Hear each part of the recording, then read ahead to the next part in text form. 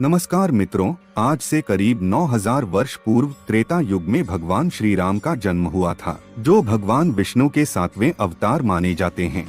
लेकिन भगवान विष्णु के छठे अवतार का नाम भी राम ही था, किंतु जब भगवान शिव ने उन्हें अपना परशु शस्त्र प्रदान किया तो उनका नाम परशुराम हो गया। भगवान श्री राम के बारे में अक्सर प्रश्न उठाया जाता है कि दशरथ पुत्र भगवान राम एक मनुष्य थे, तो एक मनुष्य आखिर इस सृष्टि का कर्ता भगवान कैसे हो सकता है? और यदि भगवान राम का जन्म त्रेता युग में हुआ था, तो इससे पहले के युग सतयुग में भी ऋषि राम का नाम कैसे जपते थे? क्या सतयुग में भी कोई राम नाम के भगवान थे? भगवान श्री राम का जन्म त्रेता युग में हुआ था, तो फिर सृष्टि के आरंभ से ही श्री राम को सनातनी हिंदुओं का भगवान क्यों माना जाता है? क्या कोई मनुष्य सर्वव्यापी भगवान या ईश्वर हो सकता है? दशरथ पुत्र राम, परशुराम, बलराम, आत्मा रूपी राम, परम तत्व रूपी राम, आखिर कितने प्रकार के हैं राम? मीरा बहुत बड़ी कृष्ण भक्त थी, तो मीरा ने भी क्यों कहा कि पायो जी मैंने राम रतन धन पायो? उसे तो कहना चाहिए था कि पायो जी मैंने कृष्ण रतन धन पायो। आखिर मीरा ने भी राम का ही नाम क्यों लिया था? कौन है भगवान राम, जिन्हें अधिकतर लोग नहीं जानते हैं? आइए जानते हैं आज की इस बेहद ही महत्वपूर्ण प्रस्तुति में कि भगवान श्री राम का वास्तविक स्वरूप क्या है।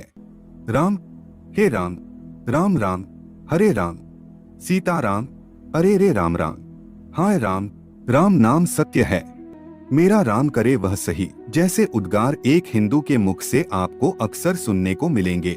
राम एक ऐसा पवित्र नाम और शब्द है जो हर एक सनातनी हिंदू की आत्मा से जुड़ा हुआ है और जिस पर आज अज्ञानता का आवरण पड़ गया है, अज्ञानता की मिट्टी चढ़ गई है और जिसका लाभ कई विधर्मी और विरोधी लोग हिंदुओं की आस्था को विचलित करने के लिए उपयोग करते हैं। कि जो रामायण है, जो ओरिजिनल रामायण संस्कृत में वाल्मीकि ने जो लिखी, उसमें Ram is not a God, he is just a human being. वो एक राजकुमार थे, वो आगे चल के राजा हो गए। तो जो है ही नहीं भगवान, इंसान है, तो उसके लिए मंदिर क्या बना रहे हो भाई? मंदिर तो देवी देवताओं के लिए बनता है, इंसानों के नहीं। तो मेरा मंदिर बनाओ भैया। राम जी का नाम नहीं ले गया कि हम राम को नहीं मानते। हम राम को नहीं मानते, राम कोई भगवान नहीं थे। मैं राम और कृष्ण को ईश्वर नहीं मानूंगा, और ना ही उनकी कभी पूजा करूंगा। जब कोई व्यक्ति कहता है कि मैं राम को नहीं मानता और राम भगवान नहीं है, तो इसका अर्थ और वास्तविकता यह है कि वह अज्ञानता के बहुत गहरे अंधकार में जी रहा होता है। वह जानता ही नहीं कि ईश्वर कौन है। उसे लगता है कि ईश्वर का कोई एक खास स्वरूप है और उसी रूप के अलावा ईश्वर का कोई दूसरा स्वरूप हो ही नहीं सकता। और ऐसे ही मूढ़, अज्ञानी और दुर्भागी लोग अक्सर हमें अपने जाल में फंसाने आ जाते हैं।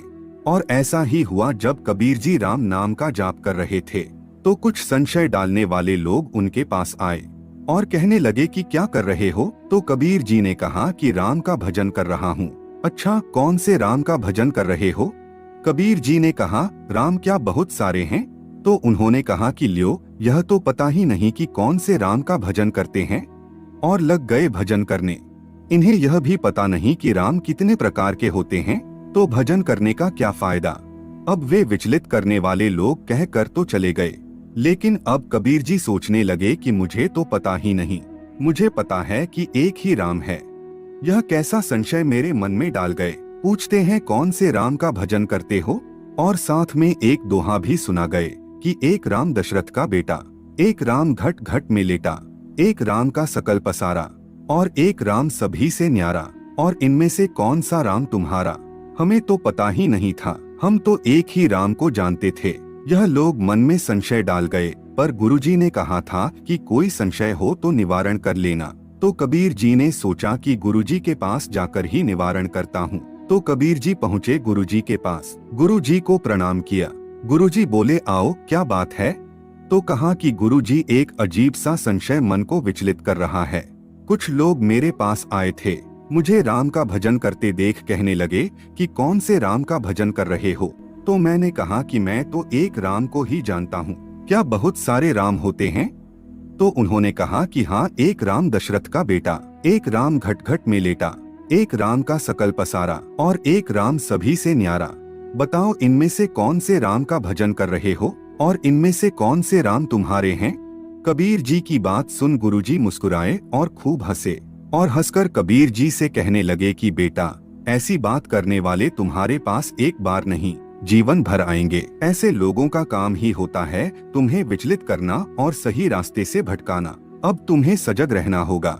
देखो, यह सृष्टि विविधमयी है। जिसकी आंख पर जैसा चश्मा चढ़ा होता है उनको ईश्वर वैसे ही दिखाई देते हैं। कोई परमात्मा को ब्रह्म कहता है, कोई ईश्वर कहता है, कोई भगवान कहता है, लेकिन अलग अलग नाम से वह परमात्मा अलग अलग नहीं हो जाता। बेटा, जो राम दशरथ का बेटा है वही राम घट घट में भी लेटा है। जिस राम का सकल पसारा है वही राम सभी से न्यारे भी है।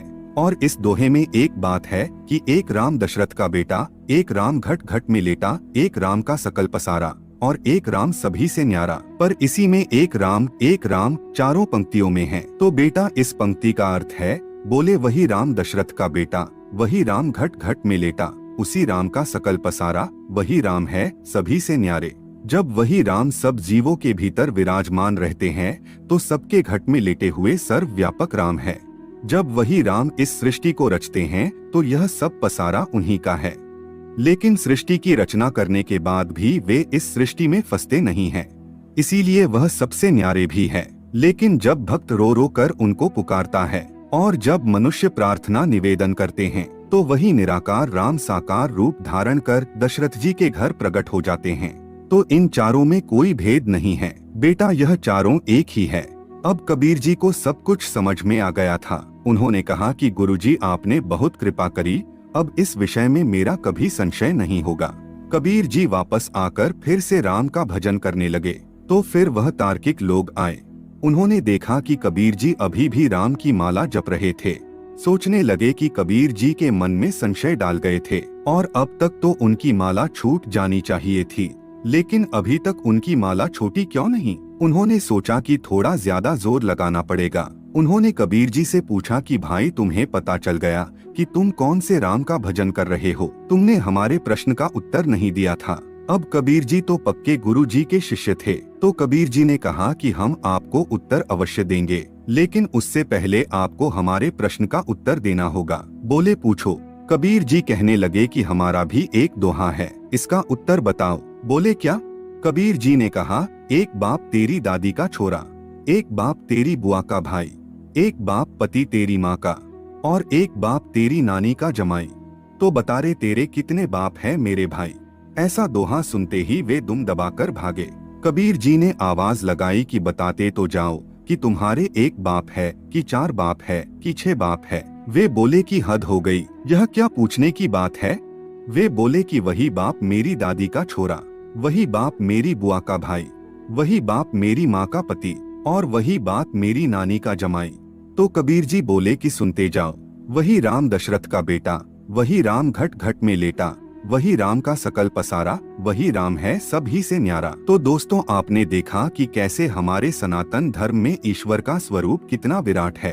वे सनातन है, वे सर्वव्यापक है, वे निराकार है तो साकार भी है, अदृश्य भी है तो वे दृश्य भी है, वे सगुण है तो वे निर्गुण भी है, वे एक अस्तित्वहीन अस्तित्व भी है तो वे एक व्यक्ति के रूप में भी अवतरित होते हैं। और जब यह बात अज्ञानी लोग समझ नहीं पाते हैं तो वे लोग प्रश्न करते हैं कि आपके तो इतने सारे भगवान हैं, इनमें से बड़ा कौन है? यह भगवान तो मनुष्य थे, तो वह भगवान कैसे हो सकते हैं? शिव बड़े हैं, विष्णु बड़े हैं या ब्रह्मा बड़े हैं? उनके लिए यह समझ पाना मुश्किल है कि राम, कृष्ण, शिव, विष्णु, ब्रह्मा सभी एक ही परम तत्व के स्वरूप है। और जब मीरा को भी उनके गुरु ने यह बात समझाई कि कृष्ण, राम और ईश्वर के जितने भी स्वरूप है वे सभी एक ही परमेश्वर के स्वरूप है, सिर्फ उनके नाम, रूप और गुण अलग अलग है, तो मीरा ने भी कहा कि पायो जी मैंने राम रतन धन पायो, वस्तु अमोलक दी मेरे सतगुरु कर कृपा अपनायो। त्रेता युग में श्री राम के जन्म से पहले भी लोग उस परमेश्वर के लिए राम शब्द का ही प्रयोग करते थे। ऋषि मुनि उस सर्वशक्तिमान और करुणा सागर परमपिता को राम शब्द से ही संबोधित करते थे और उसी परम तत्व के स्वरूप भगवान विष्णु ने मनुष्य रूप में जन्म लिया, तो उनके अंश अवतार परशुराम का नाम भी राम था। और समस्त जगत के सामने आदर्श पुरुष का उदाहरण रखने के लिए दशरथ जी के घर जन्म लिया, तो उस परमेश्वर का नाम भी राम ही रखा गया। अब जब